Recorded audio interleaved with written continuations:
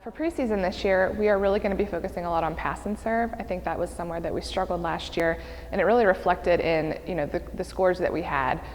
So this year, to help with that, we brought in 3 back row players, which will be very beneficial, as well as working with our outsides a lot on being able to come back and pass a little bit more accurately. So we're doing a lot of that, but just having 9 incoming freshmen just means we have to kind of go over everything during preseason. So we're going to have a lot of long hours.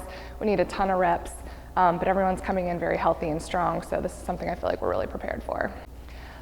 Our goals for this season are definitely to develop leadership. I think that's something that was lacking before, and with the returners that we have coming back, the leadership component is going to be huge, especially having such a young squad. We're mostly freshmen and sophomores, so that will be a big piece of it.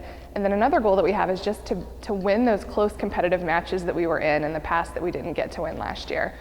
We've got the people in place who are fiery and want to win, so we have kids now that want the ball and they know what to do with it. So I think that those wins will come.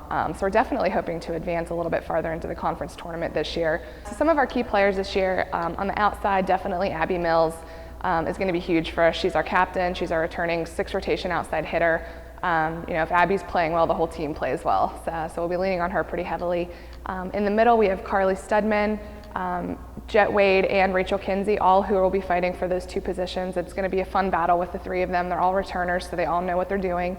So that will be fun. On the right side, we have Sarah Temple coming back. I got to see her a little bit this summer, and she looks like she's had a great summer, so we're excited to see what she can bring. Setting position is going to be fun. It's going to be interesting. We have 2 incoming freshman setters, Victoria Wilson and Jenna Hamra, both of who play different styles of volleyball, but both are very competitive, awesome kids.